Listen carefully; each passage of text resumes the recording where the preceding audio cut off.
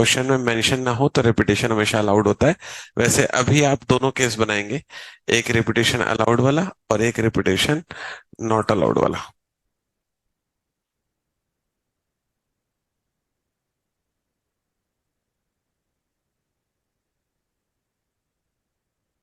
Online में बच्चों को अगर वीडियो दिखाई दे रहा हो तो एक बार कमेंट करके कंफर्म कर दीजिएगा।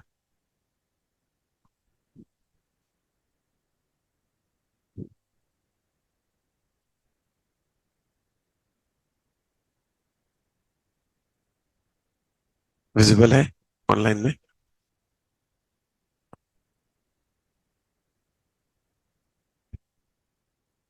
ठीक है, ऑनलाइन वाले बच्चों के लिए एक बार फिर से बोल देता हूँ। How many three digit number can be formed by using 1 2 4 5 7? First case repetition allowed, second case repetition not allowed. दोनों केस अपने को हैंडल करना है।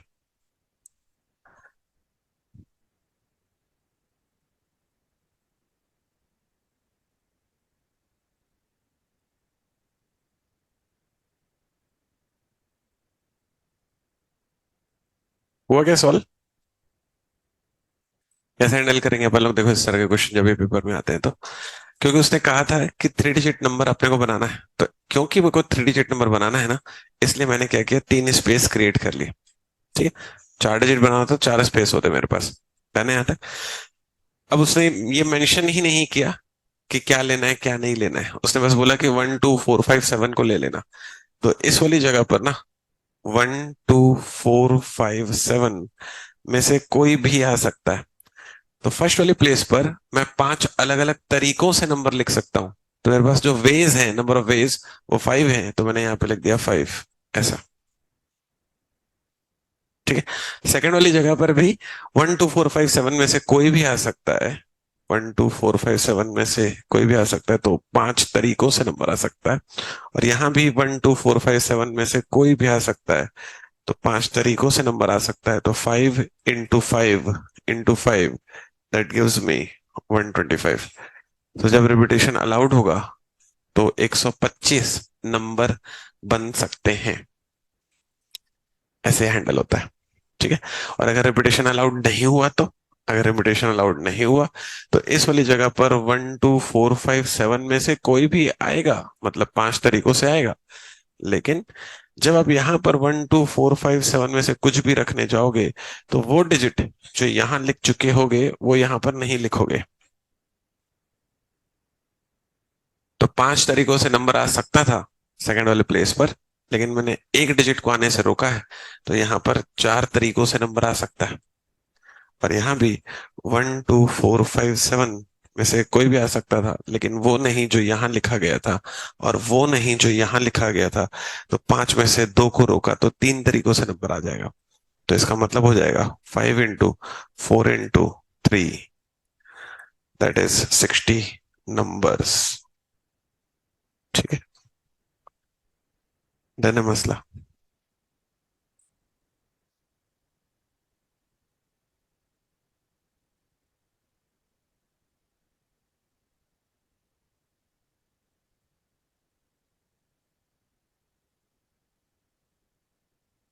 कष्ट हुआ कैसे बचेगा? आइडिया एक्सेप्टेड है। चलिए, नेक्स्ट वाले क्वेश्चन की तरफ चलते हैं। अगला वाला क्वेश्चन आप लिखेंगे। How many three digit number can be formed? How many three digit number can be formed with 0 1 3 6 7? With 0 1 3 6 7।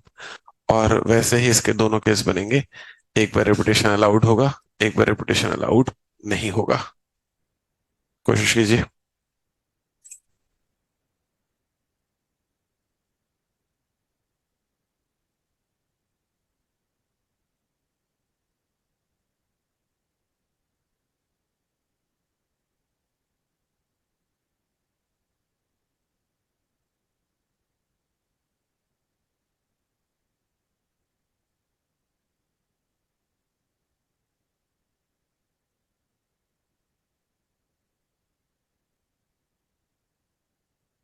ठीक है, बढ़िया।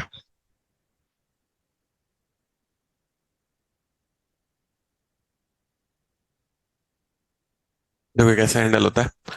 क्योंकि मेरे को उसने 3 डिजिट के नंबर बनाने के लिए बोला, इसलिए मैंने 3 स्पेस क्रिएट कर ली। ठीक है। अब उसने 0 1 3 6 7 दिया है, तो यहाँ पर 0 1 3 6 7 में से कोई भी आ सकता है। लेकिन इस वाली बात को ख्याल रखना, अगर मैंने 0 रख दिया और 3 7 बना दिया, तो ये जो नंबर बनेगा ये 3 डिजिट का नहीं, 2 डिजिट का हो जाएगा। तो क्योंकि मुझे क्वेश्चन में कंडीशन मेंशन है कि मुझे 3 डिजिट का नंबर बनाना है, तो उसके लिए मुझे यहाँ पर 0 को आने से रोकना होगा। तो यहाँ पर कितने तरीके से आ सकते हैं? 4। लेकिन इस वाली पोजीशन पर 0 1 3 6 7 में से कोई भी आ सकता है, क्योंकि 3 0 7 तो 3 डिजिट का नंबर होता है ना। तो यहाँ पर आ जाएगा 5, और यहाँ भी 0 1 3 6 7 में से कोई भी आ सकता है, तो यहाँ भी हो जाएगा 5। 5 5 जा 25, 25 4 जा 100। आइडिया क्लियर है? बढ़िया। और इस वाले केस में क्या करेंगे सर अपन? बिल्कुल सेम तरीके से, यहाँ पर 0 1 3 6 7 में से कोई भी आ सकता है, लेकिन 0 नहीं आएगा। 4। 0 1 3 6 7 में से कोई भी आ सकता है, लेकिन वो जो यहाँ लिखा गया था वो नहीं आएगा। 4। 0 1 3 6 7 में से कोई भी आ सकता है, लेकिन वो जो यहाँ लिखा गया था वो नहीं, और यहाँ लिखा गया था वो भी नहीं, तो 3। 4 4 जा 16, 16 3 जा 48। हुआ हैंडल? ठीक है। आराम से रिलैक्स होकर पीएनसी को सीखो। जो मेन कंसेप्ट है ना वो पीएनसी में, प्रोबेबिलिटी तो इसका एप्लीकेशन होगा, बस प्रोबेबिलिटी अपन 2 दिन में खत्म कर देते हैं। मेन एफर्ट डालेंगे अपन पीएनसी में। आगे चले। चलिए, नेक्स्ट वाला क्वेश्चन है।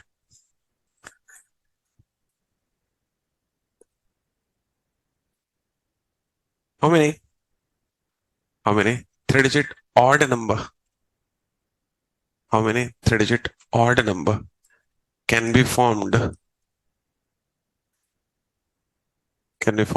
with 1 3 4 6 7, with 1 3 4 6 7,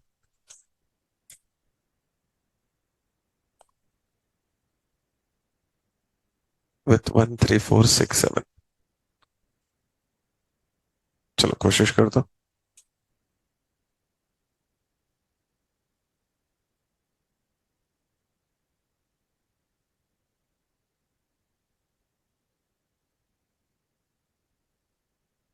ठीक है।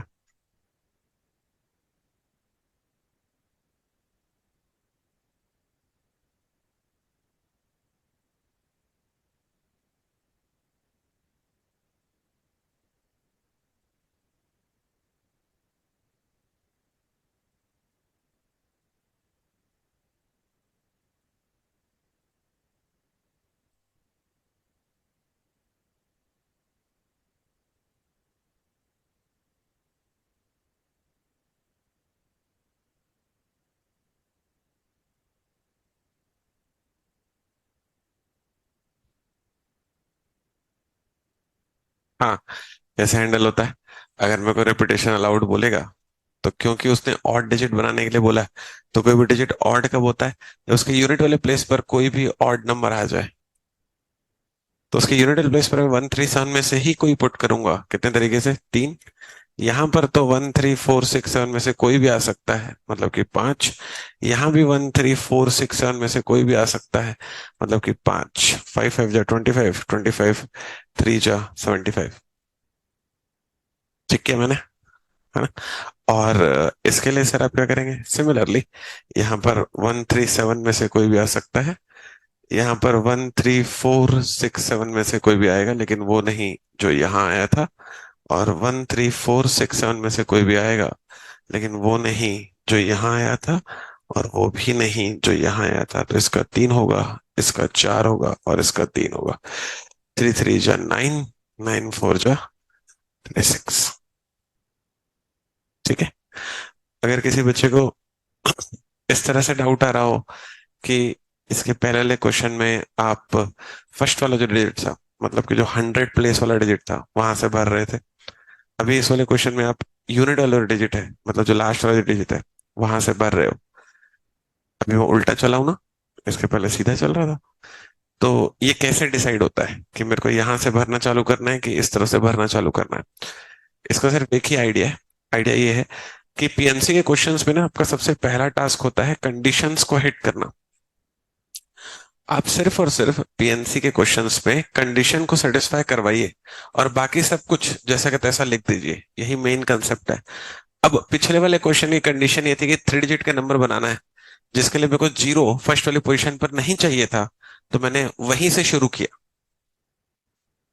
इस वाले क्वेश्चन की कंडीशन ये है कि मेरे को ऑड डिजिट बनाना है, जिसके लिए कंडीशन को सेटिस्फाई करने के लिए मुझे यूनिट प्लेस पर ऑड नंबर डालना पड़ेगा, तो मैंने यहां से शुरू किया।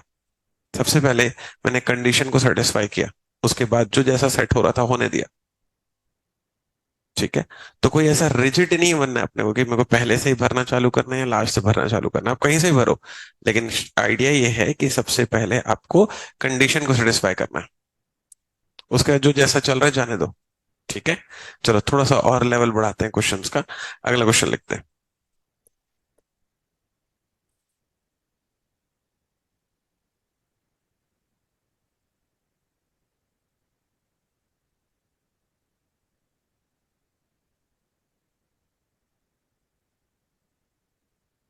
How many 3 digit number can be formed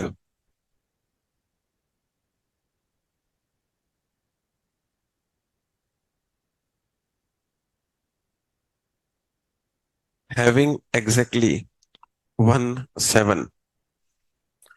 having exactly 1 7 इस तरीके से लिखना है आपको। हैविंग एग्जैक्टली 1 7 ऐसा।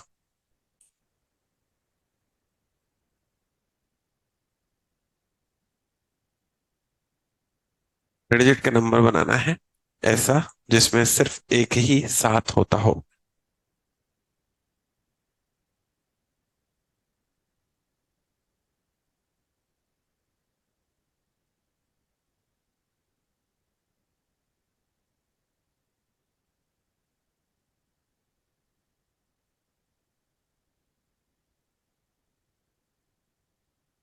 ठीक है।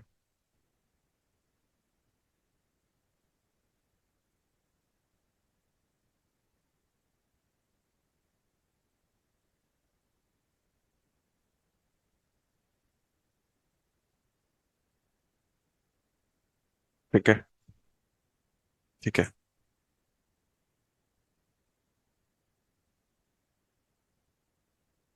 ऑनलाइन में बच्चों के आंसर आ रहे हैं, बढ़िया।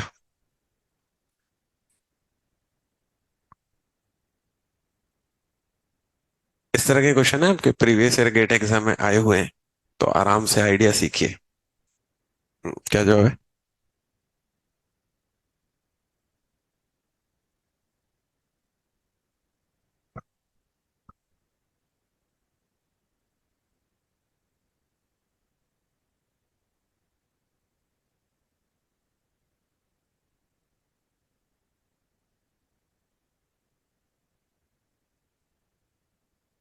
ठीक है, बताते हैं। हाँ। अच्छा, चलो चलो जरा स्क्रीन पे ध्यान लगाइए। सुनिए, इसमें ना मेंशन नहीं किया, जैसे इसके पहले क्वेश्चन मेंशन करता था कि 1 2 3 4 से बनाना है, 5 6 7 से बनाना है ऐसा। इसका कोई भी मेंशन नहीं है कि किससे बनाना है। तो जब आप इस तरह के क्वेश्चन को हैंडल करो और कुछ भी मेंशन ना हो कि किससे बनाना है, तो उस केस में आप 0 से लेकर 9 तक के सारे डिजिट लेते हैं। ये हो गई पहला पहला वाला पॉइंट। अब दूसरा पॉइंट है कि इसमें मेंशन नहीं है कि रिपीटेशन करूं या नहीं करूं। तो अगर कभी मेंशन नहीं होता है तो बाय डिफॉल्ट रिपीटेशन होता है। ठीक है, आगे बढ़ते हैं।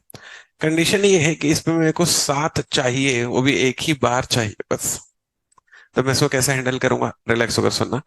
वो 7 होने की 3 अलग अलग जगह हो सकती है। वो 7 हो सकता है कि यूनिट प्लेस पर हो, वो 7 हो सकता है कि टेंस प्लेस पर हो, और वो 7 हो सकता है कि 100 प्लेस पर हो।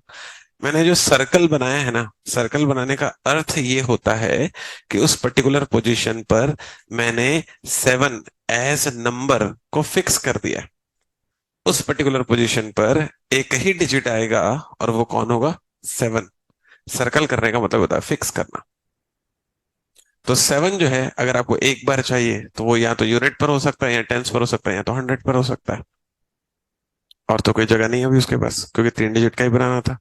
तो फिर अब ये कंडीशन सेट हो गई, तुमने देखा मैंने सबसे पहले कंडीशन को सेटिस्फाई किया। अब जो बाकी सारा कुछ सेट हो रहा है उसको होने दो। यहां पर 0 से 9 में कोई भी आएगा, लेकिन क्या नहीं आएगा, क्योंकि 7 एक बार इस वाली रो में ऑलरेडी आ चुका है। तो 0 से 9 में 10 डिजिट होते हैं, एक कोने से रोक रहा हूं, कितना होगा? यहां पर 0 to 9 में कुछ भी आएगा, जीरो नहीं आएगा, और चलेगा। तो यहां पर कितने हो जाएंगे? तब जब इसका इंटू करो तो कैसे दिखेगा? 8 into 9 into 1। किसी चीज को डाउट है 1 क्यों लिख रहा हूँ? ठीक है ना? तो ये हो जाएगा 8 9 जो ऐसा।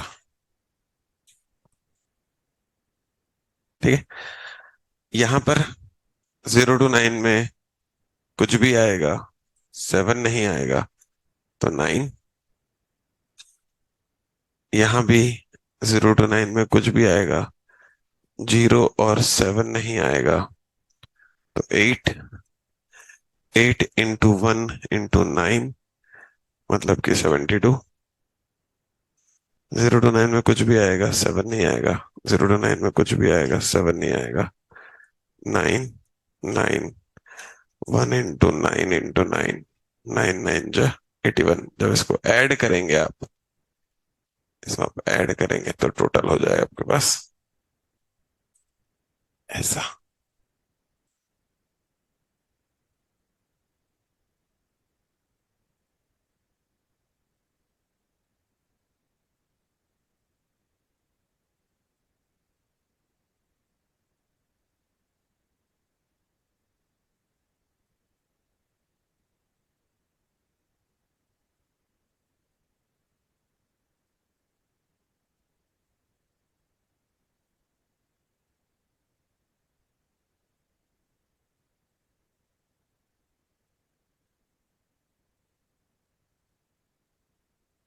डन है।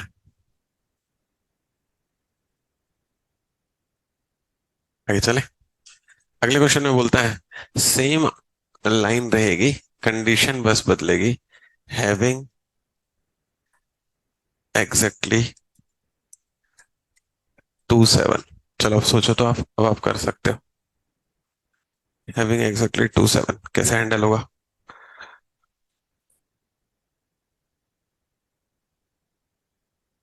बढ़िया। स्पर्धा जी, शाबाश।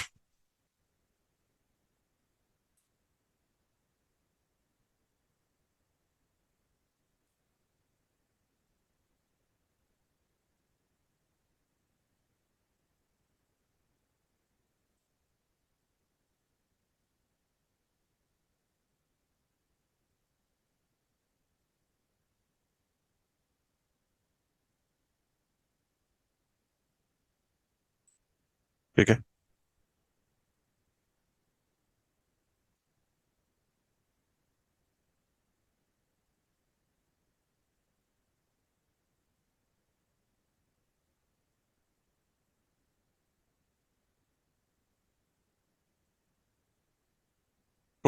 क्या जवाब है? मुझे क्या चाहिए? हैविंग एग्जैक्टली 2 7 चाहिए, तो वो 7 यहाँ, यहाँ, यहाँ, यहाँ, यहाँ और यहाँ हो सकता है। ठीक है। यहाँ पर 0 to 9 में कुछ भी आएगा, 7 नहीं आएगा, 0 भी नहीं आएगा, तो 8। 0 to 9 में कुछ भी आएगा, 7 नहीं आएगा, तो 9। 0 to 9 में कुछ भी आएगा, 7 नहीं आएगा, तो 9। तो ये हो जाएगा 8 into 1 into 1। 1 into 1 into 9 और 1 into 9 into 1। That is 8, that is 9, that is 9। और जब आप ऐड करेंगे तो आपको मिलेगा 26। आई होप यहाँ तक चीजें क्लियर हो गई। ठीक है। स्वीकार है सारे बच्चों को? डन है।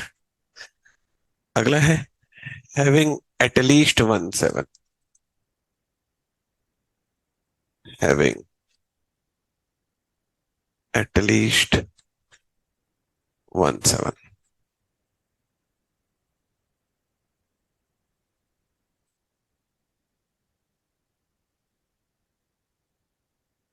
सॉल्व कीजिए।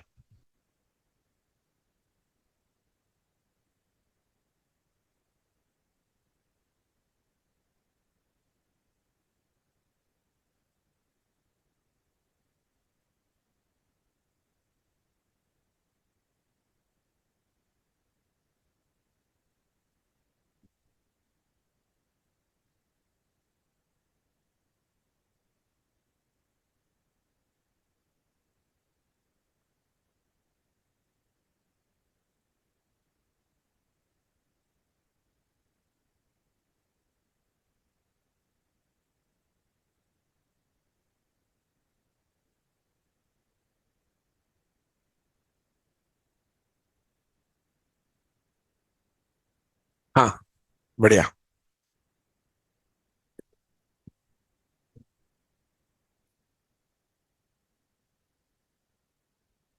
20। अच्छा, चलो सुनते हैं। देखो ये कैसे हैंडल होगा। जरा एक बार ख्याल करना सारे बच्चों लोग, सुनो जरा।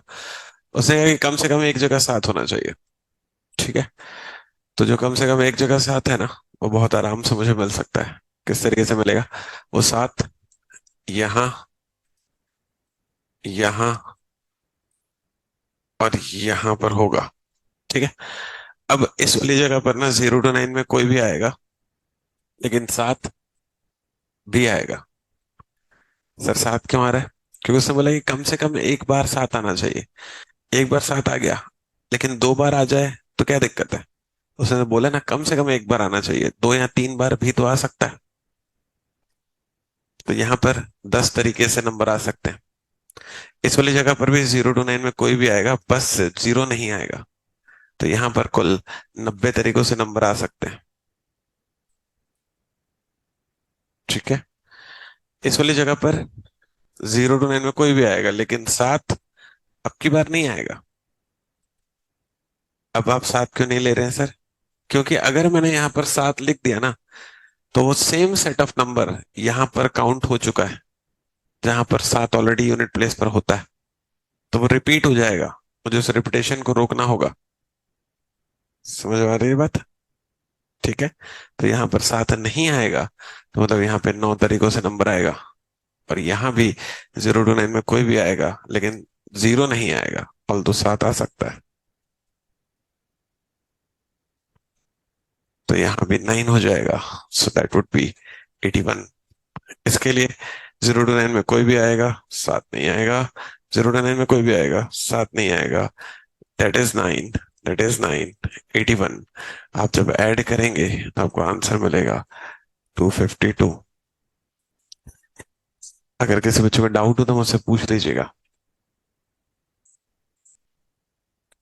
सेकंड में यहाँ पर सात सिर्फ और सिर्फ इसलिए नहीं आया कि आप ऐसे दिमाग लगाकर सोचो कि यहाँ से इस कंडीशन को सेटिस्फाई कराते हुए अगर मैं कोई नंबर बनाना चाहूँ तो कौन सा बन सकता है? यहाँ पर सात फिक्स है। यहाँ पर 0 to 9 में कोई भी आ सकता है, सात भी आ सकता है, तो चलो सात ही ले लेता हूँ। और यहाँ पर 0 to 10 में कोई भी आएगा, जीरो नहीं आएगा, तो चलो वन ले लेता हूँ। मतलब 177 एक ऐसा नंबर है जो इन 90 नंबरों में काउंटेड है। लेकिन जब मैं यहां से यही सेम कंडीशन को फॉलो करवाता हूँ और सात लेता हूँ, सात लूंगा तो सात आ जाएगा। यहाँ तो सात फिक्स है। और इसमें 0 to 9 में कोई भी आएगा, जीरो बस नहीं आएगा, तो चलो वन ले लेता हूँ।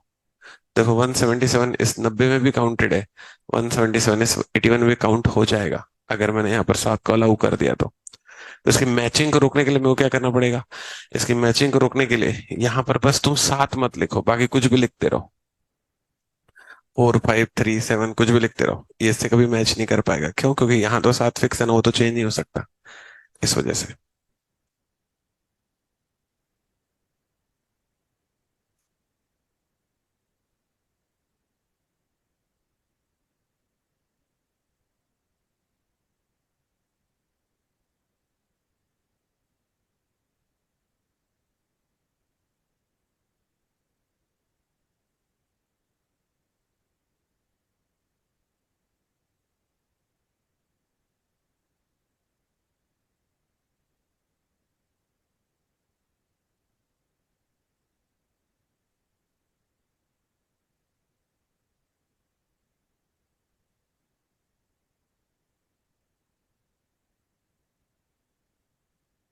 डन है।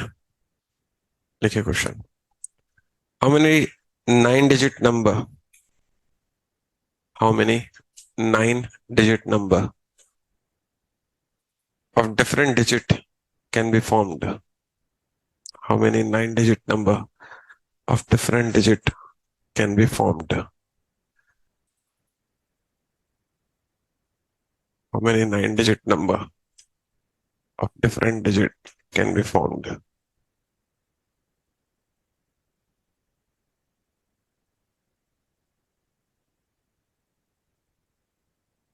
सॉल्व कीजिए।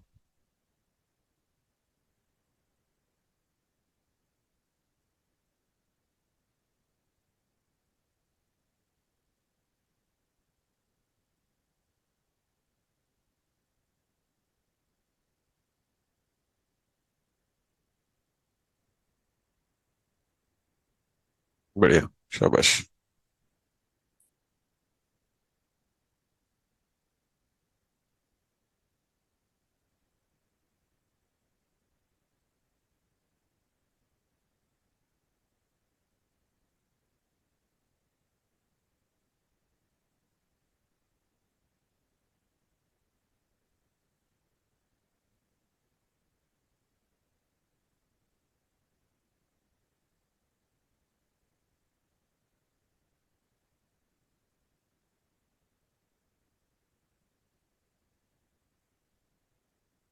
Last 30 second.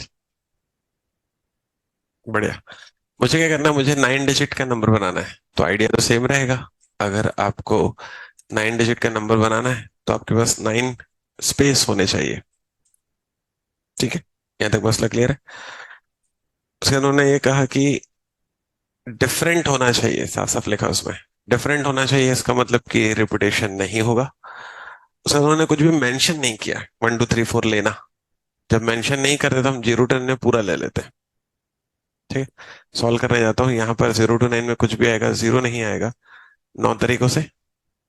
यहाँ पर 0 to 9 में कुछ भी आएगा, लेकिन रिपीटेशन मना है, तो वो जो यहाँ लिखे थे वो नहीं लिख सकते, तो इसका मतलब भी 9 तरीकों से। यहाँ वाला नहीं, यहाँ वाला नहीं, 8 तरीके। यहाँ वाला नहीं, यहाँ वाला नहीं, और यहाँ वाला नहीं, 7 तरीके। वैसे ही यहाँ पर होगा 6 5 4 3 और 2। जब सबका इंटू करवाऊंगा तो 9 इंटू, ये सारा का सारा जो है इंटू होकर बनाता होगा 9 फैक्टोरियल। तो जवाब में आएगा 9 इंटू 9 फैक्टोरियल। ठीक है।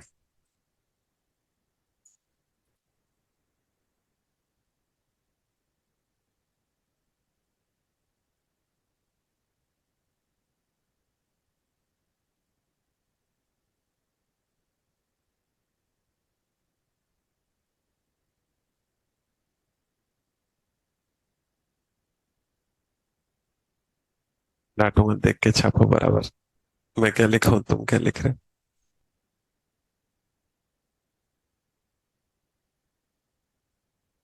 हाँ, अगला क्वेश्चन है। How many digits between 100 to 1000? How many digits between 100 to 1000 are, उसमें नंबर 1 करके रोमन वाला आई करके लिखिएगा। रोमन वाला आई करके लिखेंगे आप आर, फिर लिखेंगे divisible by 1, sorry divisible by 2, divisible by 2। चलो जरा सॉल्व करो एक बार इसको। How many digits between 100 to 1000 are divisible by 2? Question आया समझ में? इसमें 100 इंक्लूडेड है, चाहो तो आप ब्रैकेट में लिख लीजिएगा 100 इंक्लूडेड।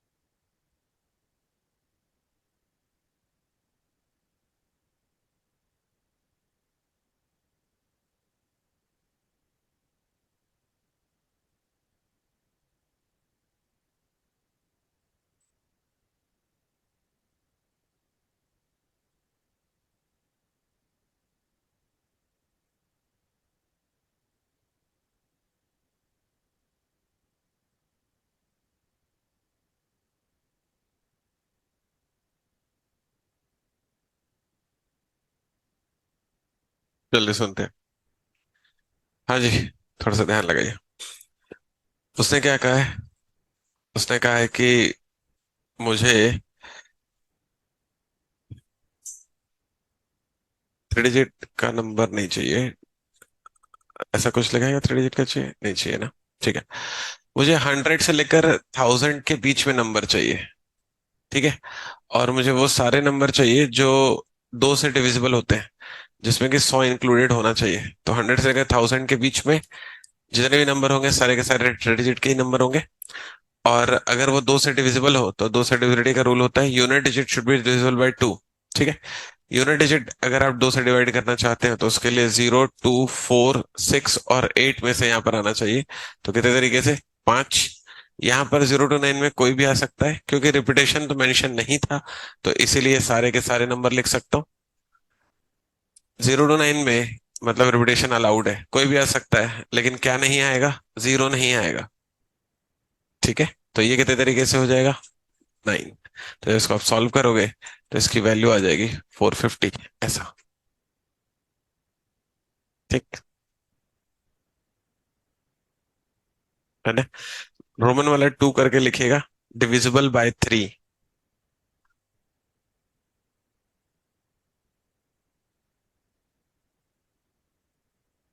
Divisible by 3।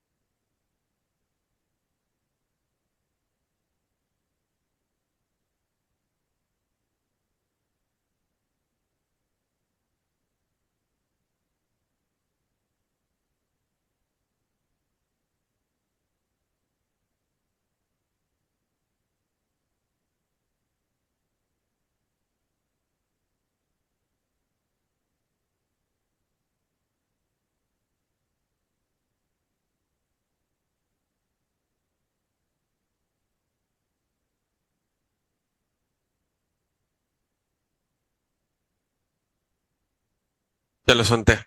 देखो, अब ना यहाँ पर ना हल्की सी लिमिटेशन एक बनती है। लिमिटेशन ये बन रही है कि अब 3 का मेरे को डिजिटल रूल लगाना पड़ेगा। 2 का तो बहुत आसान था, यूनिट डिजिट देके काम खत्म कर देता था मैं। लेकिन जब मेरे को 3 का रूल लगाना होगा, 3 का रूल क्या होता है? 3 का रूल होता है कि sum of digits should be divisible by 3। अब इसमें मैं सारे के सारे वो पैटर्न बना बना के उसका डिजिट सम करके तो नहीं देख पाऊंगा, इतना तो मेरे पास समय नहीं होता है ना। तो मुझे एक ऑल्टरनेट मेथड चाहिए होगा। ठीक है। तो इस तरह के क्वेश्चन को अपन कैसे हैंडल करते हैं, थोड़ा सा रिलैक्स होकर देखना। मुझे 1000 से 100 से लेकर 1000 के बीच में निकालना था। तो आप क्या करना, जब भी इस तरह के क्वेश्चन पेपर में आए तो आप ये कीजिएगा कि 1000 में से 100 को माइनस करवाइएगा। तो कितना बचता है अपने पास? 900। क्योंकि इस वाले क्वेश्चन में बोला था डिविजिबल बाय 2, इस वजह से मैं इसको 2 से डिवाइड कर रहा हूँ। और जब मैं इसको 2 से डिवाइड करूंगा तो मुझे कितना मिलेगा? 450। ये लिखा हुआ है 450। जैसे मान लिया वो मेरे को बोलता है डिविजिबल बाय 3, तो अगेन अप्रोच रहेगा। 1000 में से मैंने 100 को माइनस करवाया, तो आ जाएगा 900 डिवाइडेड बाय 3। तो कितने नंबर हो जाएंगे वो? 300। बात खत्म। जैसे मान लिया बोलता है डिविजिबल बाय 7, तो 1000 में से 100 को माइनस करवाया, 900 डिवाइडेड बाय कर दूंगा 7। और जब मैं इसको 7 से डिवाइड करने जाऊंगा तो 7 1 जा 7, 2 बचा होगा 20, 7 2 जा 14, 6 बचा होगा 60, 7 8 जा 56। अब पॉइंट में कुछ भी आएगा उसे माइंड नहीं करना है, उसे छोड़ देना है। जो इंटीजर बच रहा होगा वही आपका जवाब होगा।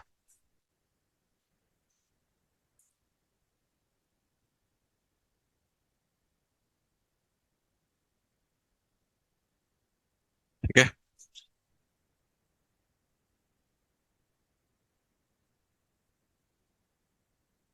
ऑनलाइन में क्लियर है सारे बच्चों को?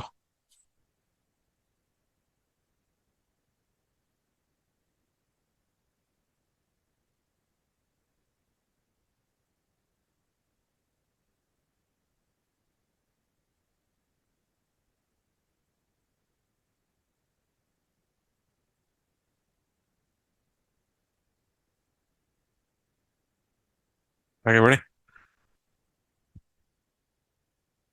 अगला क्वेश्चन है, मतलब रोमन वाला क्या बनेगा, 3 बनेगा 4 बनेगा, देख लेना अपने हिसाब से, जो भी बनता होगा उसमें लिखेंगे।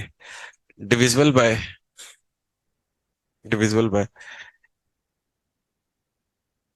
3 और 5, डिविजिबल बाय, पहले 3 and 5 करते हैं, डिविजिबल बाय 3 and 5, ऐसे लिखो, डिविजिबल बाय 3 and 5। जब एंड हो जाएगा तो और करेंगे, पहले एंड करेंगे, डिविजिबल बाय 3 and 5।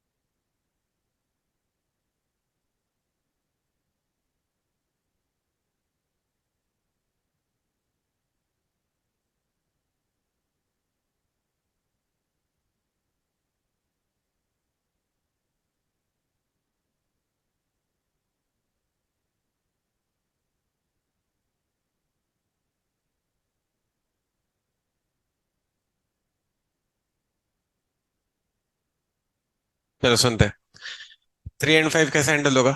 ऐसा नंबर चाहिए जो 3 से भी कट जाए, 5 से भी कट जाए, मतलब कि 3 और 5 के एलसीएम 15 से कटना चाहिए। तो आपको कुछ नहीं करना था, आपको 1000 में से 100 माइनस करना था, जो क्या था 900, उसको 15 से डिवाइड करते तो आपको मिलता 60। 15 क्या है, 3 और 5 का एलसीएम है। 3 से भी कटे 5 से भी कटे, इसका मतलब कि 3 और 5 के एलसीएम 15 से कटना चाहिए। अब लिखेंगे नेक्स्ट वाला रोमन नंबर बना के, डिविजिबल बाय 3 और 5, डिविजिबल बाय 3 और 5।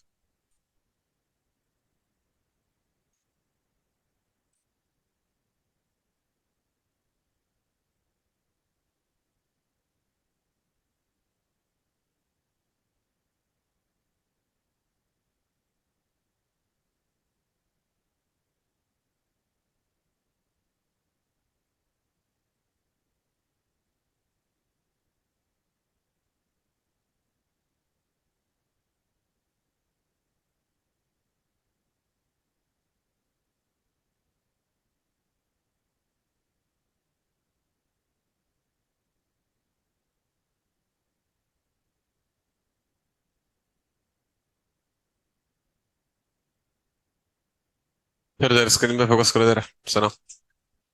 हम्म, थोड़ा ख्याल कीजिए। सुन रहे हैं सारे बच्चे लोग, चलो जरा सुनो। देखो, ये वाला जब क्वेश्चन है तो कैसे हैंडल होगा, इसको जरा सीखिए। आपको ना इस वाले क्वेश्चन को सॉल्व करने के लिए पहले इस टर्मिनोलॉजी को समझना पड़ेगा। ये सुने थे बच्चे लोग कभी?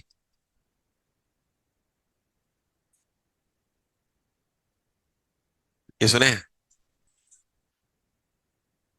अब इसमें जो टर्म्स यूज हुए हैं ना, ये वाला जो टर्म है इसको हम लोग बोलते हैं यूनियन, और ये वाला जो टर्म है इसको हम लोग बोलते हैं इंटरसेक्शन। इनकी आपको मीनिंग समझ में आनी चाहिए। पेपर में कभी नहीं बोलेगा कि यूनियन बताओ, पेपर में कभी नहीं बोलेगा इंटरसेक्शन बताओ। आपको मीनिंग समझ में आनी चाहिए, क्या मीनिंग होती है इनकी।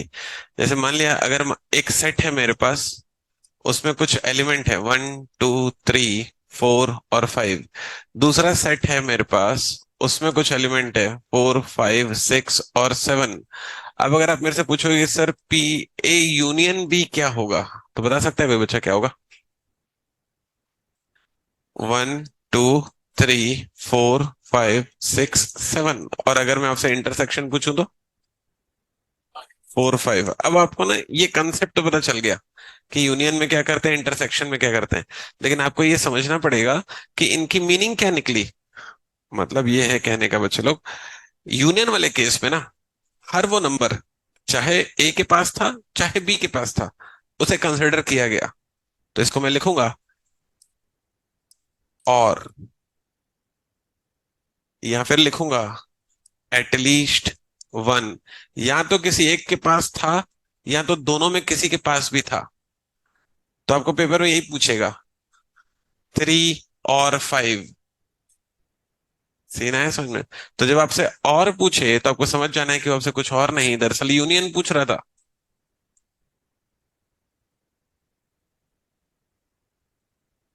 सीन है समझ में? और इंटरसेक्शन का सेंस क्या है? दोनों के पास होना चाहिए। दोनों के पास होना चाहिए मतलब ए एंड बी बोथ के पास होना चाहिए। तो दरअसल ये जो चीज है ये कन्वे करती है किसको? एंड को, या फिर बोथ को। तो एग्जाम में ये टर्म यूज होंगे जो मैंने सफेद कलर में लिखे हुए हैं। और आपको उस घड़ी समझना है कि आपसे वो यूनियन पूछ रहा है या इंटरसेक्शन पूछ रहा है। इंटरसेक्शन का मतलब होता है बोथ या फिर एंड। प्रोबेबिलिटी में ये शब्द यूज होंगे। यूनियन का मतलब होता है और या फिर एटलीस्ट वन। ये टर्म यूज होंगे। ये मैं अभी बेस बना रहा हूँ प्रोबेबिलिटी पढ़ाने के लिए। प्रोबेबिलिटी में ये सारे शब्द यूज होते हैं। ऐसे आएगा क्वेश्चन एग्जाम में कि एक ताश की गड्डी है, पैक ऑफ 52 कार्ड्स। उसमें से हमने क्या किए कि दो पत्ते निकाल लिए। अब बोलेगा कि दोनों पत्ते जो हैं ब्लैक होने चाहिए या दोनों पत्ते जो हैं रेड कलर के होने चाहिए। ऐसे क्वेश्चन आएगा तो दोनों पत्ते मतलब बोथ। कोई एक पत्ता किंग हो, कोई दूसरा पत्ता जो है रेड कलर का हो, तो फिर एटलीस्ट वन। इस तरह से हम लोग उसको उस वक्त हैंडल कर रहे होंगे या फिर और करके टर्म यूज कर रहे होंगे। खैर वो आगे कनेक्ट होने लगेगा, अभी तो सिर्फ इतना सीखो। तो अभी क्वेश्चन में उसने ये बोला कि 3 और 5। तो जरा इसको हैंडल कर लेते हैं। 3 और 5 के लिए मैं लिखता P(3) plus P(5) minus 3 and 5। ऐसा, ये चीज समझ में आ रही है मैंने क्या लिखा है?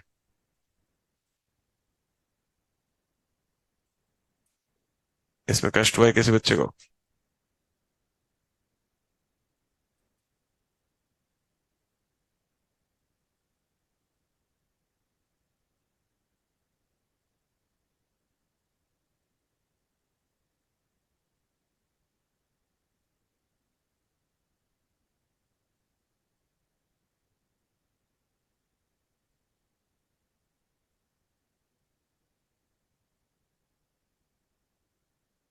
ठीक है।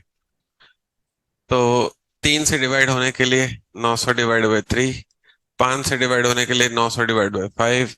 और दोनों से डिवाइड होने के लिए 900/15। ये करना था आपको इसमें। समझ में? 3 से डिवाइड होने वाले 300, 5 से डिवाइड होने वाले 180, और इसमें 60 सॉल्व किए तो 420। ऐसे आए।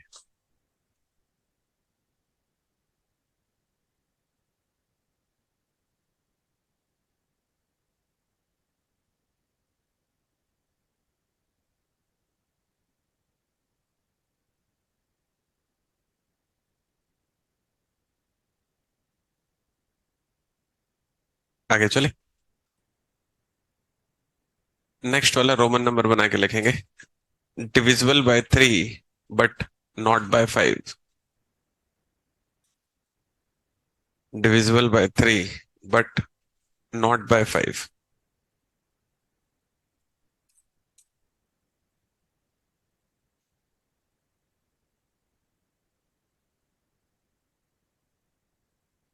बताइए। अच्छा।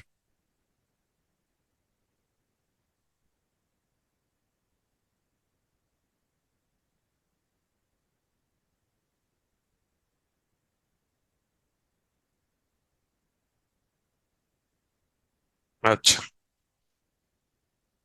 अच्छा। ठीक है। हम्म। बोलो तो।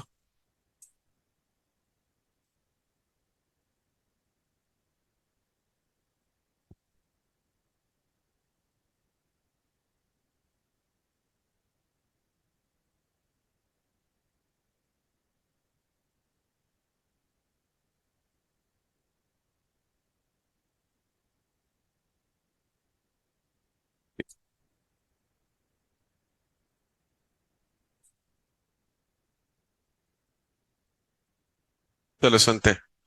हाँ जी, स्क्रीन पे ध्यान लगाइए सारे बच्चे लोग। ध्यान दो थोड़ा सा। उसने बोला 3 से कटना चाहिए, लेकिन 5 से नहीं कटना चाहिए। तो हमने क्या किया होगा? हमने 3 से कटने वाले नंबर निकाले होंगे। 300 डिवाइडेड बाय 3, मतलब 900 डिवाइड बाय 3, आगे होंगे 300। और हमने 5 से डिवाइड वाले नंबर निकाले होंगे। 900 डिवाइड बाय 5 कितना था? 180। और मान लिया अगर आपने इसको माइनस करवा दिया होगा, तो माइनस करवाने से आता है 120। 120 इसका सही जवाब नहीं होगा। क्यों नहीं होगा सर? अगर मान लिया किसी बच्चे ने ऐसा किया होगा तो वो इसलिए नहीं होगा, क्योंकि समझो कि 100 से लेकर 1000 के बीच में अगर आप मेरे को कहते हो कि सर 3 से डिवाइड होने वाले नंबर हैं कौन कौन से, तो मैं आपको बताऊंगा कि पहला है 102, 5, 8, 111, 4, 7, 20, 23, 26 एंड सो ऑन, ऐसा। और वैसे ही सर 5 से डिवाइड वाले नंबर है कौन कौन से? पहला 100, 5, 10, 15, 20, 25 एंड सो ऑन। अब मान लिया अगर मैं ना इन दोनों को माइनस करवाता हूं आपके हिसाब से, तो होगा क्या पता है? जैसे अब इन दोनों को माइनस करवाने जाओगे तो 105 से उड़ जाएगा, लेकिन ये 100 इससे उड़ नहीं पाएगा, क्योंकि 100 यहां पर है, यहां पर है क्या? वैसे ही 110 यहां पर है, लेकिन यहां पर है क्या? वैसे ही 115 नहीं उड़ पाएगा। 120 लेकिन उड़ जाएगा। तो मैं आपको बता रहा हूं कि देखो ठीक है, 105 का कटना जायज था, 120 का कटना जायज था, लेकिन 100, 110, 115, वैसे 125 का कटना जायज नहीं था, क्योंकि वो तो इसके लिस्ट में थे ही नहीं ना। लेकिन आपने जब इस तरह से माइनस करवाया तो इससे क्या हुआ? वो सारे नंबर जो 3 के पास थे ही नहीं, उसको भी आपने जबरदस्ती माइनस कर दिए और 120 निकाल रहा है। जब थे ही नहीं तो कटेंगे कहां से? जिन नंबर को मैं सर्कल कर रहा हूं वो तो 3 के पास है ही नहीं, तो काटोगे कैसे? माइनस होगा कैसे? माइनस 105 हो सकता है, 120 हो सकता है, आगे चल के 135 हो सकता है, लेकिन जो सर्कल के वो थोड़ी हो सकता है। लेकिन आपने यहाँ पे जबरदस्ती कर रखा माइनस। तो आप चाहते हो कि 3 से कटे, लेकिन 5 से नहीं कटे, तो पहले आपको 5 के वो सारे नंबर उठाने पड़ेंगे जो 3 की लिस्ट में फंसते होंगे। और 3 की लिस्ट में फंसाने के लिए उसको हमें बेसिकली 3 और 5 के एलसीएम कैसे डिवाइड कराना होगा? 15 से। तो जब आप 3 और 5 के एलसीएम 15 से डिवाइड करवाते हैं, जो कि होता है 60, तो 15 से डिवाइड होने वाला 100 से 1000 के बीच में जो पहला नंबर आएगा वो आएगा 105, और फिर आएगा 120, और फिर आएगा 135 एंड सो ऑन। और जब आप इन दोनों को माइनस करवाओगे ना, किन दोनों को? इन दोनों को जब आप माइनस करवाओगे ना, तो देखो 105 से 105 उड़ेगा, 120 से 120 उड़ेगा, और आगे चल के 135 से 135 उड़ेगा। अब देखो सारे दन दन कट रहे हैं, किसी को मेरे को सर्कल करने की जरूरत नहीं पड़ रही है। सीना है समझ में? तो जब उसने बोला divisible by 3 but not by 5, तो उस वाली स्थिति में आप ये वाली चीज नहीं करेंगे। आप 5 से माइनस नहीं करवाएंगे, आप 15 से माइनस करवाएंगे। ठीक है? तो जब आप 300 में से 60 को माइनस करवाते हैं, तो आंसर होता है 240, जो कि इसका करेक्ट जवाब है।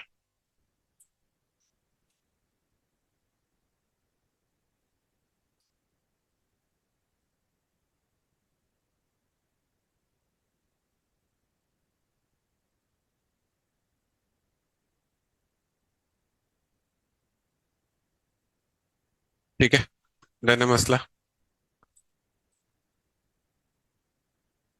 बढ़िया।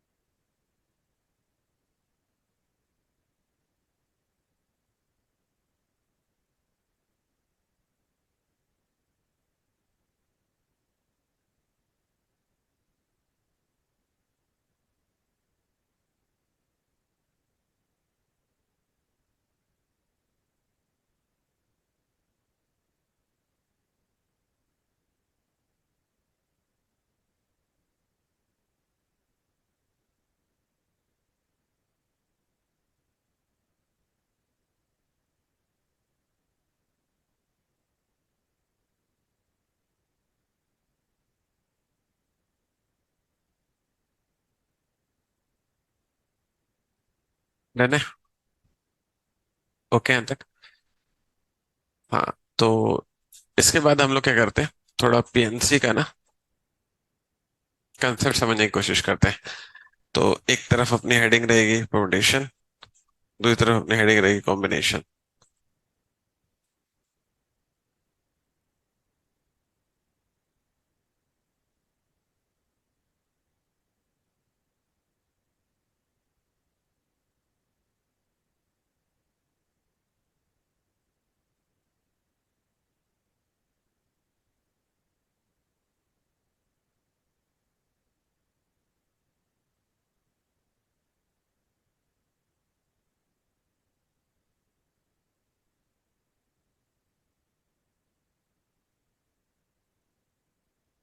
चलो सुनते हैं। सबसे पहले हम लोग कॉम्बिनेशन को समझते हैं, फिर उसके बाद हम लोग परमुटेशन को समझते हैं, ठीक है। देखो कॉम्बिनेशन क्या होता है। जैसे फॉर एग्जांपल मेरे पास ना फुटबॉल के मैच का टूर्नामेंट करवाना है, मुझे एक एग्जांपल ले रहा हूँ आपको मैं। फुटबॉल का मुझे एक टूर्नामेंट करवाना है, और फुटबॉल का टूर्नामेंट करवाने के लिए मेरे पास लेट से चार टीम आती है, ए बी सी और डी, ठीक है। फुटबॉल का मुझे टूर्नामेंट करवाना था, जिसके लिए मेरे पास चार टीम आ गई, ए बी सी डी, ठीक है। अब मुझे क्या करना है, मुझे इन चारों टीम्स के बीच में टूर्नामेंट करवाना है। तो टूर्नामेंट कैसे होगा, जब जितने भी पॉसिबल मैचेस होंगे मैं सारे करवा दूंगा। तो पॉसिबल मैचेस क्या हो सकते हैं कि पहला मैच ए बी खेल ले, दूसरा ए सी खेल ले, तीसरा ए डी खेल ले, वैसे ही बी सी खेल ले, और बी डी खेल ले, और सी डी खेल ले। तो अगर आप देखोगे मेरे पास अगर चार टीम्स आती हैं और मुझे फुटबॉल का अगर टूर्नामेंट करवाना होता है, तो मैं दरअसल 1 2 3 4 5 और 6 टोटल कितने मैचेस करवा सकता हूँ, 6 मैचेस करवा सकता हूँ। तो ये तो मेरे पास चार टीम आई, तो मैंने क्या किया, उन चार टीम को बनाकर देख लिया, A B B C C D करके खेल लिया। लेकिन अगर मान लिया चार टीम नहीं आती, 40 टीम आई होती, तब भी मैं ये कर पाता था क्या? नहीं। उस घड़ी मेरे लिए सोचना बहुत लेंदी हो जाता। चार टीम थी तो फटफट 6 तरीके सोच लिया। लेकिन अगर 40 टीम आ जाएगी तो कितने सारे तरीके बनेंगे, और कौन बैठेगा सोचकर उन तरीकों को। पॉइंटर समझ में। तो आपको ना, जब नंबर बढ़ जाते हैं, जब डेटा बड़ा हो जाता है, तो उस सिचुएशन को सॉल्व करने के लिए एक आपको हेल्पिंग टूल दिया गया, और उसका नाम रखा गया C. C stands for combination. तो ये जो सी है ना, जिसका फुल फॉर्म होता है कॉम्बिनेशन, इसकी डेफिनेशन क्या होती है? इसकी डेफिनेशन होती है सिलेक्शन। कहने का अर्थ ये है कि अगर कभी भी आपको सेलेक्ट करना हो, तो आपको आपका एक हेल्पिंग टूल दिया गया, वो दरअसल कौन है? सी। कैसे वो यूज होता है सर? जैसे मान लिया फॉर एग्जांपल, आपके पास चार टीम निकल कर आई है, आपके पास चार टीम आई है, आपको फुटबॉल में टूर्नामेंट करवाना है। तो एक मैच करवाने के लिए कितनी टीम की जरूरत पड़ती है? दो। कितनी टीम आई हुई है? चार। चार में से अगर आपको दो टीम सेलेक्ट करनी है, तो आप क्या लिख सकते हो? 4C2। वैसे अगर मान लिया 40 टीम आई होती है, तो 40 टीम के लिए अपन डायरेक्ट क्या लिख देते? 40C2। सीन आ रहा है आपको समझ में? मान लिया अगर मेरे पास 1,000 टीम आ जाए, जिसमें से मेरे को 100 टीमों को सेलेक्ट करना होगा, तो मैं लिखूंगा 1000C100। तो ये सी क्या कन्वे कर रहा है? ये सी कन्वे कर रहा है सिलेक्शन को, कि मैंने क्या किया है, चार में से दो लोगों को सेलेक्ट किया है, 40 में से दो लोगों को सेलेक्ट किया है, 1000 में से 100 लोगों, 100 लोगों को सेलेक्ट किया है। तो that C conveys the selection. Pointer है समझ में? अब इसको सॉल्व करने के लिए एक फंडा आपको जो है स्कूल टाइम पर ही बताया जाता है। वो फंडा है NCR is equal to N factorial upon N - R factorial dot R factorial, है ना। जैसे आप इसको यहां पर पुट करोगे तो ये कैसा दिखाई देगा? 4 factorial upon 4 - 2 factorial dot 2 factorial. और इसको जब सॉल्व करोगे तो 2 फैक्टोरियल जैसे 4 हो जाएगा, 4 4 कैंसिल हो जाएगा, 3 हो जाएगा, कितना आ जाएगा? 6। ये लिखा हुआ है 6 और ये लिखा हुआ है 6। तो या तो चाहो डायरेक्ट ऐसे कर लो, या तो ऐसे जमा जमा के कर लो। डायरेक्ट करने से थोड़ा समय बचता है। तो ये जो सी है वो दरअसल आपका हेल्पिंग टूल है। तो आप कॉम्बिनेशन की डेफिनेशन में लिखेंगे, combination is nothing just a selection. Combination is nothing, just a selection.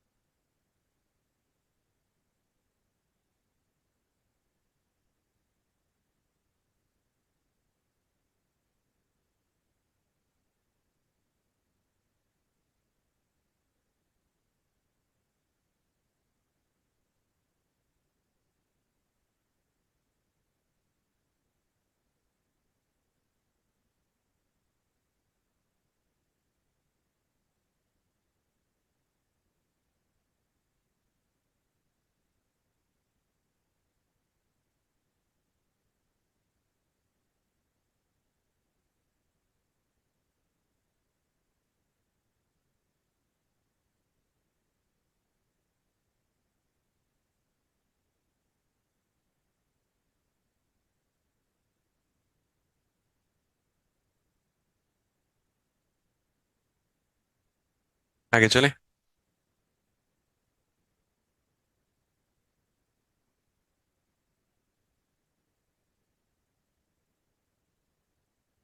ठीक है यहाँ तक। अब ये एक केस हो गया। दूसरा वाला केस सुनते हैं। मान लिया, मुझे सुन रहे हैं क्या? मान लिया मेरे पास ना तीन लोग हैं, ए, बी और सी। मुझे क्या करना है, मुझे ना इन तीन लोगों को ना तीन कुर्सियों पर बैठाना है। तीन लोग हैं, मुझे इन तीन लोगों को तीन कुर्सियों पर बैठाना है। ठीक है। तो आपसे पूछेगा कि भाई तीन लोगों को तीन कुर्सियों पर कितने तरीकों से बैठा सकते हो। तो पहला तरीका तो यही हो गया कि मैंने पहली कुर्सी पर ए को, दूसरी पर बी को और तीसरी पर सी को बैठा दिया। दूसरा तरीका क्या हो सकता है, ये एक बार अरेंजमेंट भी ये वाला सीख लेना, ठीक है। दूसरा तरीका हो सकता है ए सी बी। देखो मैं क्या करता हूँ, पहले ए को फिक्स करता हूँ, बाकी दोनों को घुमाता हूँ। फिर बी को फर्स्ट वाली जगह पर लेकर आता हूँ और ए सी लिखता हूँ। फिर उसके बाद बी को वहीं रहने दूंगा, सी ए कर दूंगा। ठीक है। फिर उसके बाद सी यहाँ आ जाएगा, ए बी हो जाएगा। और लास्ट वाला तरीका क्या हो जाएगा, सी यहाँ आ जाएगा और बी ए हो जाएगा। तो अगर मान लिया मेरे पास तीन लोग हुए और मुझे उनको तीन कुर्सी पर बैठाना हुआ, तो मैं अगर जमाना चाहूं तो कितने तरीकों से जमा सकता हूँ? छह तरीकों से जमा सकता हूँ। लेकिन फिर से भाई, ये तो तीन लोग हैं करके मैं जमा दिया। चार भी आ जाते ना तो इसके 24 तरीके होते जमाने के, तो ऐसे बनाता रहता क्या? नहीं। मतलब जैसे जैसे नंबर बड़े होने लगेंगे, मेरे को ये जमाने के लिए पॉसिबिलिटीज बढ़ती जाएगी और समय मेरे पास ज्यादा लगता जाएगा, जो कि मेरे पास नहीं होगा। तो मुझे क्या चाहिए होगा, मुझे एक टूल चाहिए होगा। तो अगर आपको कभी अरेंज करना हो, दिमाग में डालेगा इस वाली चीज को, अगर कभी भी आपको अरेंज करना हो तो अरेंज करने के लिए आप टर्म यूज करते हैं फैक्टोरियल। ये है कंसेप्ट जो आपको यूज करना है। कहने का अर्थ ये है बच्चे लोग, जैसे मान लिया तीन लोग थे, अब आपको तीन लोगों को अरेंज करना है, तो अरेंज करने के लिए कुछ मत करो, तीन के पीछे सिर्फ क्या लगा दो, फैक्टोरियल। थ्री फैक्टोरियल वैल्यू क्या होती है, सिक्स, ये लिखा हुआ है सिक्स। मान लिया 10 लोग होते, अरेंज करने के लिए क्या कहता वो, तो 10 के पीछे क्या लगा देता, फैक्टोरियल। पॉइंट आ रहा है समझ में? कंफर्टेबल है? 1,000 लोग होते, अरेंज करें कहता, 1,000 के पीछे क्या डाल देता, फैक्टोरियल, बात खत्म। ठीक है। तो अरेंजमेंट अगर कभी करने के लिए बोले तो हमेशा वो क्या यूज करना है, फैक्टोरियल। सिलेक्शन अगर कभी करने के लिए बोले तो आपको क्या यूज करना है, सी, कॉम्बिनेशन। डन है मसला?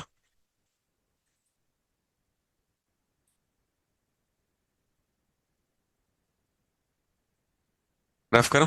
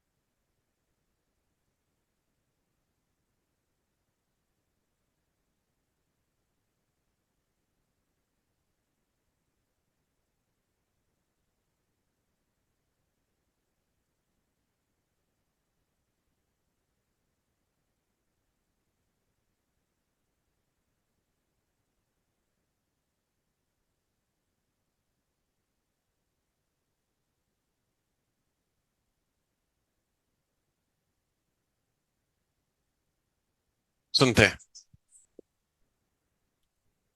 बेसिकली जो एनपीआर होता है, उसके लिए फंडा होता है N factorial upon N minus R factorial. ऐसे ही होता है ना?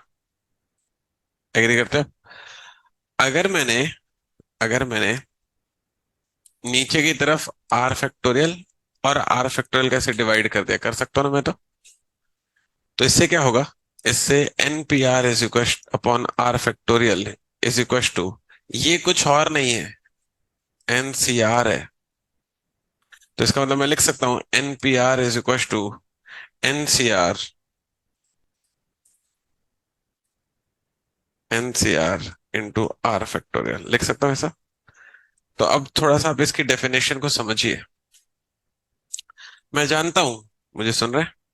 मैं जानता हूं कि जो सी है इसका मतलब होता है सिलेक्शन, और जो फैक्टोरियल है इसका मतलब क्या होता है, arrangement. So permutation is nothing just a selection followed by arrangement. लिखेंगे permutation की definition. permutation की definition होती है selection followed by arrangement. Permutation is nothing just a selection followed by arrangement.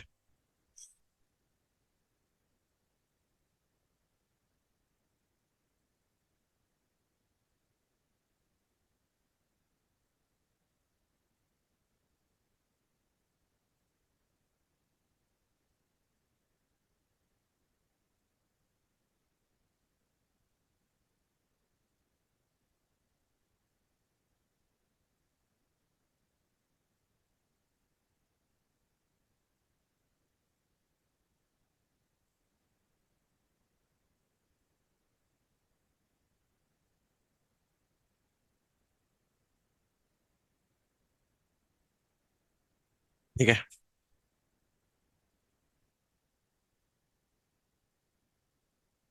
Done है। चलो एक आध क्वेश्चन इसके प्रैक्टिस करते हैं। जैसे मान लिया मेरे पास क्वेश्चन में इस तरीके से लिखा हुआ आता है फॉर एग्जाम्पल,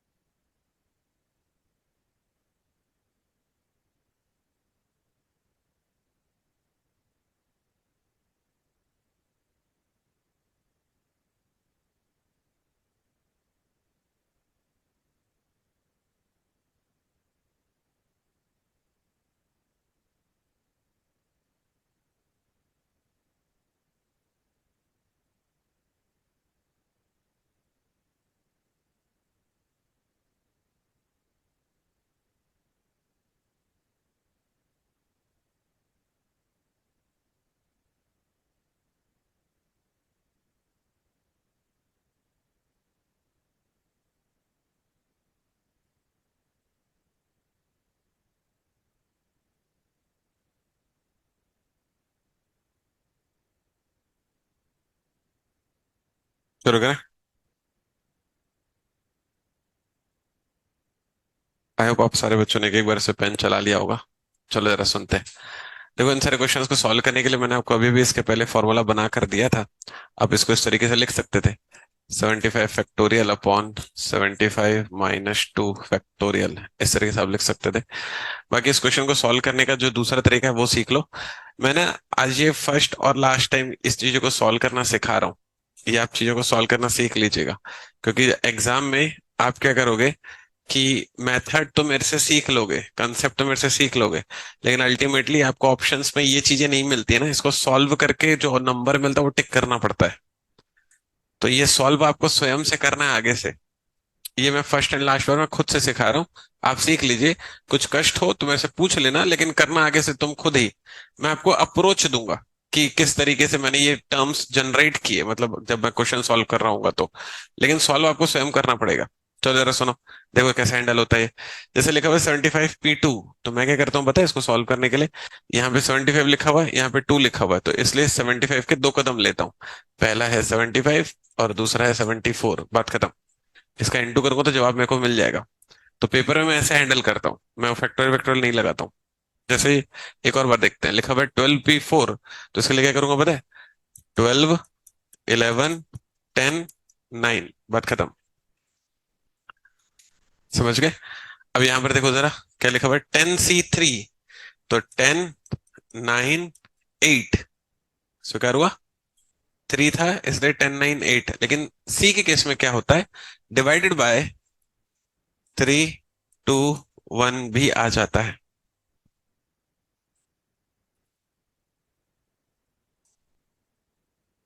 ठीक है,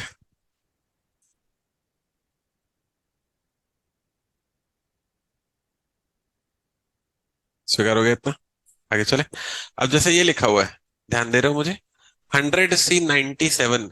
अब भाई तीन था तो तीन कदम ले गया, अब 97 है तो 97 कदम ले जाऊंगा क्या? नहीं। इसके लिए फंडा होता है NCR = NC n - R। ये वाला फंडा इसमें यूज किया जाएगा। मतलब कि 100C97 बराबर है 100C 100 - 97। मतलब कि 100C3 के 97 कदम पीछे ले जाना मुश्किल था, तीन कदम पीछे ले जाना आसान होगा। 100, 99, 98 डिवाइड बाय 3, 2, 1, ऐसा।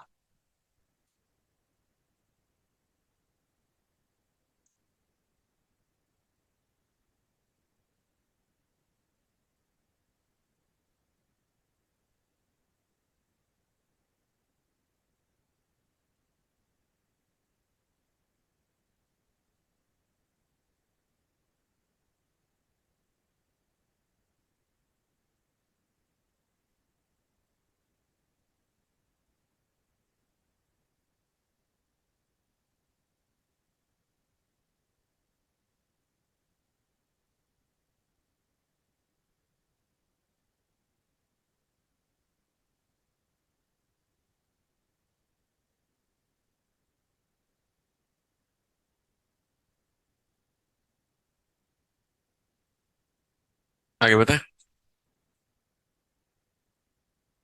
अब जैसे ये लिखा हुआ है, जरा ध्यान दो। ये सेम सेम वालों के लिए बता रहे हैं, सेम सेम। जैसे 8P8 है, 15P15 होता, 30P30 होता। सेम सेम वाला। ठीक है। तो उस केस में ना, जो भी नंबर लिखा रहेगा, चाहे 8P8 लिखा है, 15P15 लिखा होता, 30P30 लिखा होता, सुन रहे हो मुझे? तो जो भी नंबर लिखा होता उसको अब लिख देते 8 फैक्टोरियल। 8 है तो 8 फैक्टोरियल, 15 होता तो 15 फैक्टोरियल, 30 होता तो 30 फैक्टोरियल। बात समझ गए?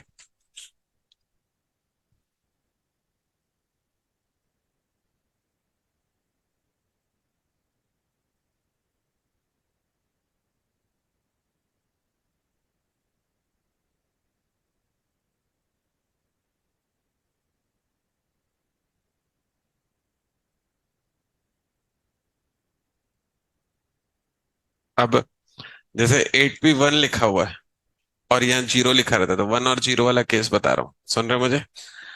1 वाले केस में 8 की पावर 1। 15P1 रहता है तो 15 की पावर 1। 30P1 रहता है 30 की पावर 1। वैसे 8P0 है तो 8 की पावर 0। 8 की पावर 0 कितना होता है? 1। वैसे यहाँ भी हो जाएगा। 60C 0 है तो 60 की पावर 0 मतलब कि 1। 60C 1 है तो 60 की पावर 1 मतलब कि 60। और इस वाले केस में आप अप्लाई करेंगे 60C 60 - 60 तो मतलब ये बराबर हो जाएगा 60C 0 के। वापिस आ जाएगा 60 की पावर 0, आंसर हो जाएगा 1। ऐसा।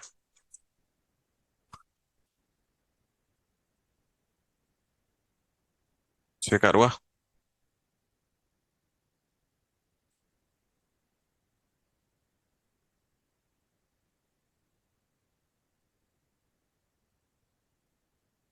तो अब मैंने ना जितने भी तरह के केसेस बन सकते हैं इनको सॉल्व करने के सारे आपको सॉल्व करवा दिए। ठीक है। आगे से आप बच्चों को इन चीजों को स्वयं सॉल्व करना है। ठीक। आगे बढ़ो। चलिए अब अपन लोग कुछ क्वेश्चंस सॉल्व करते हैं। क्वेश्चन नंबर नेक्स्ट जो भी बन रहा होगा आपकी कॉपी में।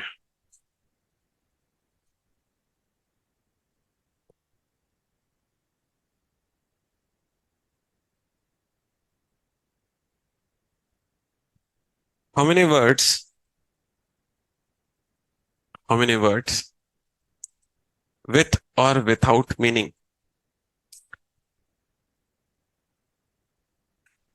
कैन बी फॉर्म्ड, विथ और without meaning can be formed using all the letters of the word, using all the letters of the word Delhi, DELHI capital में लिखिएगा, दिल्ली।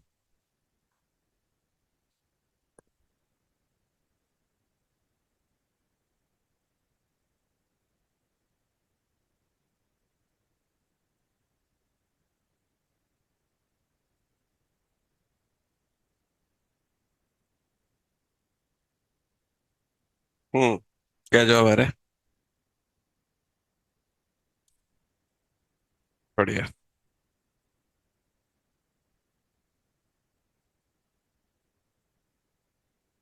बढ़िया।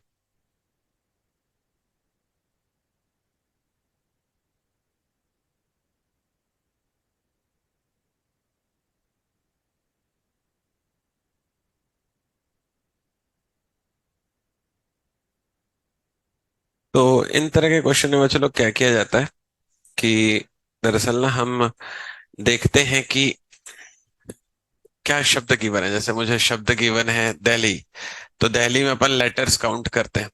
तो क्योंकि इसमें 5 लेटर्स हैं तो 5 लेटर्स तो 5 के पीछे फैक्टोरियल डाल दिया और उसकी वैल्यू आ जाएगी 120, बात खत्म हो गई। ठीक है। 7 लेटर होते हैं, 7 के पीछे फैक्टोरियल डाल देता। 10 लेटर होते हैं, 10 के पीछे फैक्टोरियल डाल देता।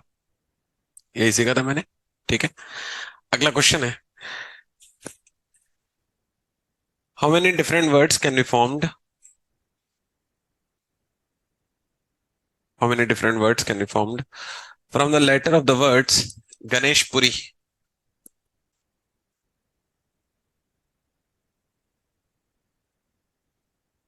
From the letter of the words Ganeshpuri.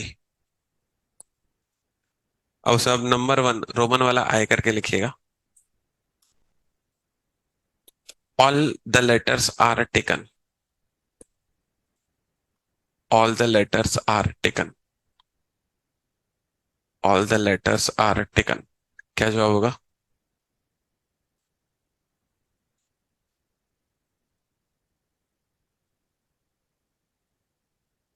देखो 10 फैक्टोरियल आपको ऑप्शंस में नहीं मिलेगा, आपको उसको कैलकुलेट करके बताना पड़ेगा। 10 फैक्टोरियल की वैल्यू होती है 3628800। ये मिलेगा आपको ऑप्शन में।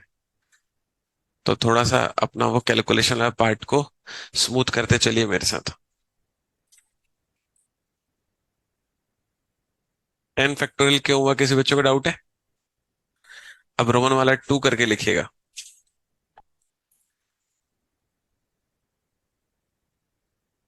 Letter G always occupy first place,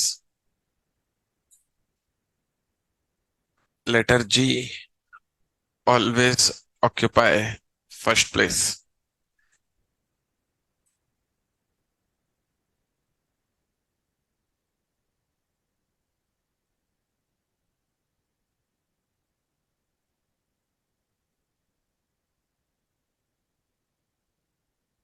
बढ़िया। वो कह रहा है कि जो जी है ना, वो फर्स्ट प्लेस पर आना चाहिए। तो कैसे हैंडल होगा ये वाली चीज? जी को हमने फर्स्ट वाली प्लेस पर फिक्स कर दिया। अब बाकी के ये जो 9 जो लेटर्स है ना, ये घूमेंगे अपनी जगह पर। जी फर्स्ट प्लेस पर फिक्स है, बाकी के 9 घूमेंगे, तो उसकी जगह के लिए आएगा 9 फैक्टोरियल। 9 फैक्टोरियल की वैल्यू होती है 36 2 8 8 सिंगल जीरो। ऐसा।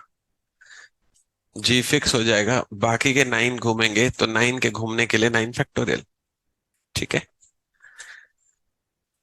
अगला है letter P and I respectively occupy first and last place. Letter P and I respectively occupy first and last place।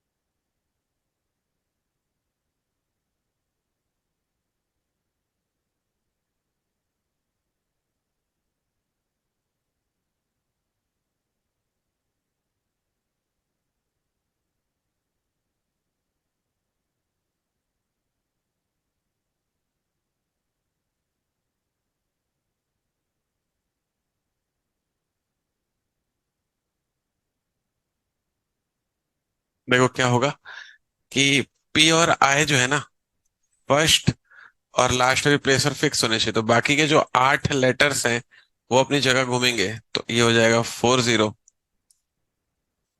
ऐसा। समझ गए? नेक्स्ट है vowels are always together. vowels are always together. vowels are always together.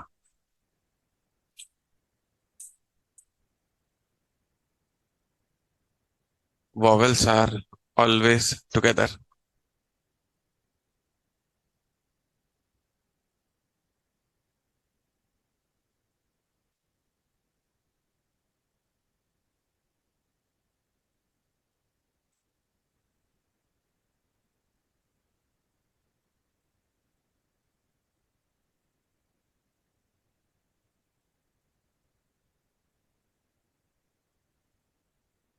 ठीक है। ठीक है। फिर उसका जवाब क्या होगा?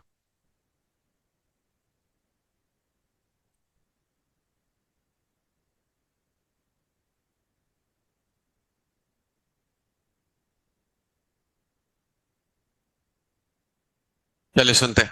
हाँ जी चलो, थोड़ा सा ध्यान लगाइए। गणेशपुरी जो वर्ड गिवन है, इसमें हमारे पास टोटल ना 10 लेटर्स हैं। ठीक है। अब वो बोल रहे हैं कि वॉवेल जो है हमें एक साथ चाहिए, तो पहले देखना पड़ेगा इसमें वॉवेल है कौन कौन। तो अगर आप थोड़ा सा गौर करते तो आपको इसमें 4 वॉवेल्स दिखाई देते हैं। ठीक है। 4 वॉवेल्स थे और 6 कंसोनेंट थे। डन यहाँ तक मसला। अब क्योंकि मुझे ना वॉवेल एक साथ चाहिए, तो इसको मैं कैसे हैंडल करता हूँ जरा देखना। वॉवेल्स आर टुगेदर वाली चीज को हम लोग कैसे हैंडल करते हैं, थोड़ा सा ध्यान दीजिएगा। टोटल में बस लेटर कितने थे? 10। 10 में से मैंने उन 4 वॉवेल्स को बाहर निकाला। ठीक है। और ये जो 4 वॉवेल्स हैं, जो कि ए, ई, यू और आई है, इनको बांध दिया एक रस्सी से। बांध दिया। बांध कर एक बंच ऑफ लेटर बना दिया। और वो बंच ऑफ लेटर उसमें मिला दिया। मिला रहा हूं इसलिए, समझ में क्या किया मैंने? 4 वॉवेल्स थे, चारों को बाहर निकाला, बांधा, एक बंच ऑफ लेटर बनाया और अंदर डाला, तो इसलिए +1। ठीक है। तो इसको सॉल्व करो कितना आ जाएगा? अब ये टोटल 7 लेटर बने। तो पता है इन 7 लेटर में क्या क्या है? इन 7 लेटर में सारे 6 कंसोनेंट हैं। G, N, S, H, P और आर, और एक है वो bunch of letter A, E, U और आई।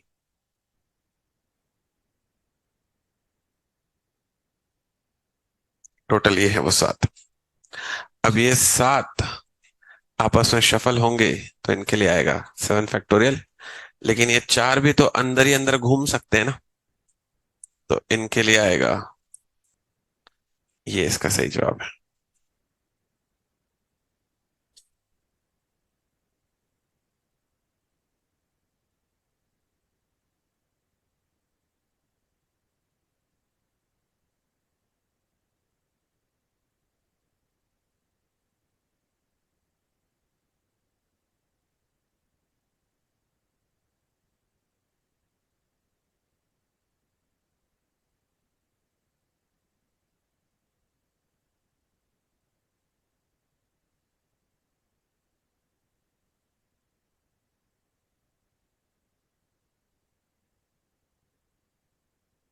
डन है।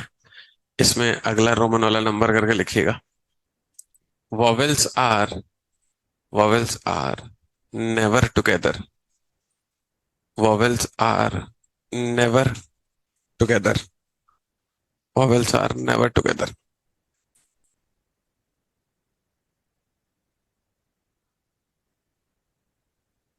Vowels are never together.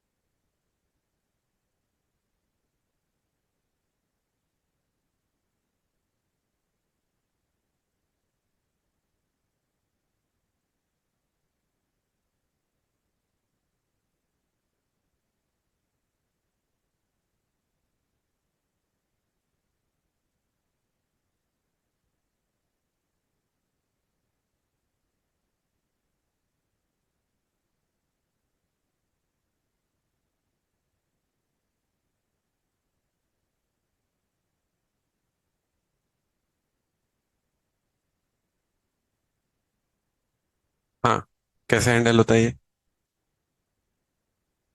बढ़िया। देखो मैंने आपको टुगेदर वाला बता दिया है ना? तो नेवर टुगेदर के लिए अपन क्या करेंगे?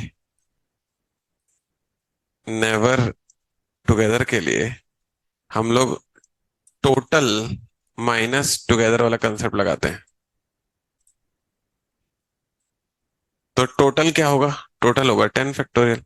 टुगेदर कैसे होते हैं? 7 फैक्टोरियल इंटू 4 फैक्टोरियल से, ऐसा।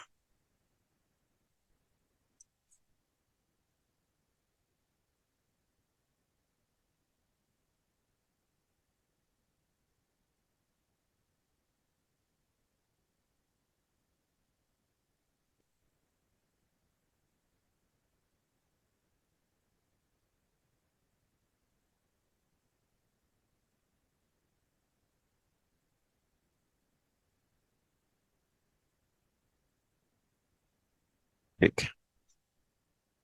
ठीक है।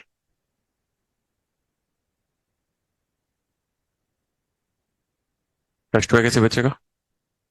आइडिया मिल गया। अगला क्वेश्चन लिखेंगे आप।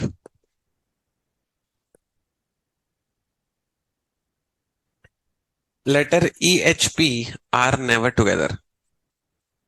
रोमन वाला जो भी नंबर बन रहा होगा, letter E, H, P R never together, solve कीजिए।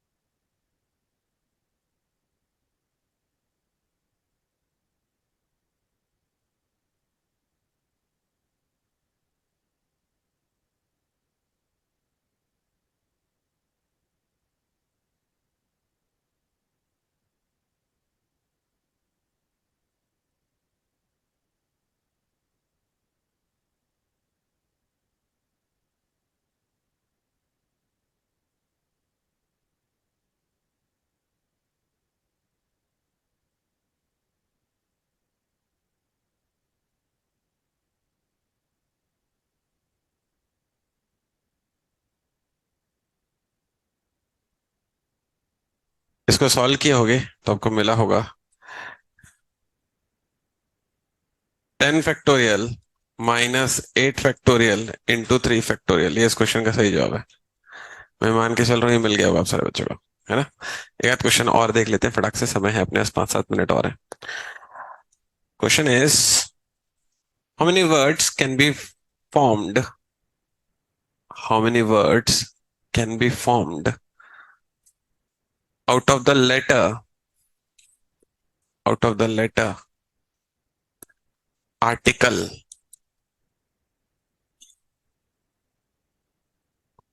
Out of the letter article, so that so that vowel occupy even places, so that vowel occupy even places। सवाल कीजिए।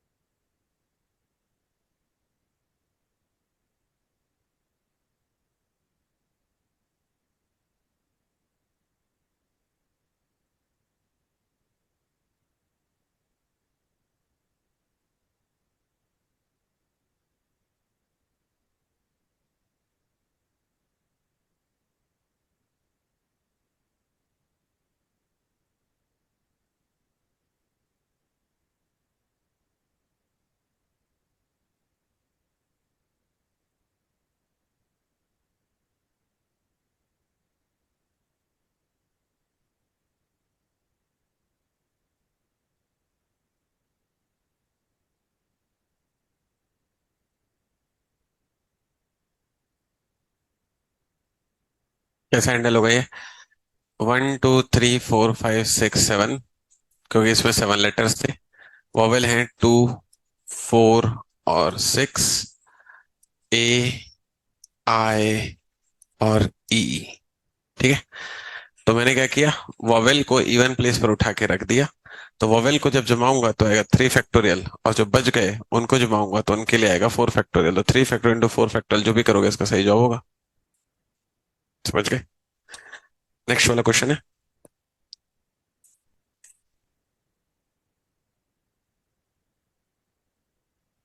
How many words ending and beginning, how many words ending and beginning with a consonant, how many words ending and beginning with a consonant can be made, can be made out of the letter of the word, can be made out of the letter of the word equation, can be made out of the letter of the word equation।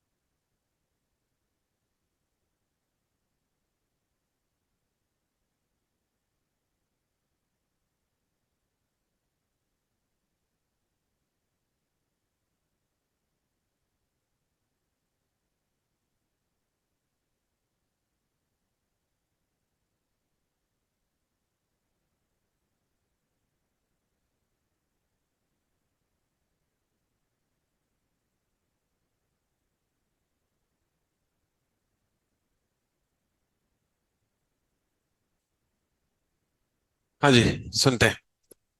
Equation लिखा हुआ है, तो consonant चाहिए था। Consonant एक है, consonant दो है, कंसोनेंट तीन है। तीन कंसोनेंट है इसमें, ठीक है।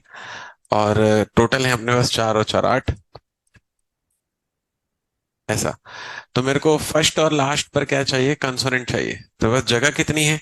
दो। कंसोनेंट कितने हैं? तीन। तो मुझे क्या करना पड़ेगा? पहले उन तीन कंसोनेंट में से दो कंसोनेंट को सेलेक्ट करना पड़ेगा। सेलेक्ट करने के लिए मैंने क्या बताया था? सी। कितने कंसोनेंट हैं? तीन। कितने चाहिए तुमको? दो। 3C2 का मतलब है तीन में से दो कंसोनेंट सेलेक्ट हो गए। अब सेलेक्ट करने के जितने पॉसिबल वेज हो सकते हैं, चाहे तुमने QT किया हो या QN किया हो या TN किया हो, जो भी सेलेक्ट किया हो सारे के सारे इसमें काउंट हो जाते हैं। अब सिलेक्शन सोचने की जरूरत नहीं है। अब क्या होगा, जैसे मान लिया आपने Q यहाँ पे लिख दिया, N यहाँ पे लिख दिया, तो इनकी शफलिंग भी तो पॉसिबल है ना। तो इनकी शफलिंग पॉसिबल है, इसलिए ये क्वेश्चन की कंडीशन सेटिस्फाई हो गई। PNC में कंसेप्ट ये होता है कि सबसे पहले आप कंडीशन को सेटिस्फाई कीजिए। कंडीशन सेटिस्फाई हो गई, अब जो भी कुछ बच जाए। अब क्या बच रहा है? छह स्पेस बच रहे हैं और छह लेटर बच रहे हैं। उन छह लेटर में पांच वॉवेल है और एक कंसोनेंट है। तो छह स्पेस, छह लेटर, उनका अरेंजमेंट, ये इसका आंसर है। ठीक लगा?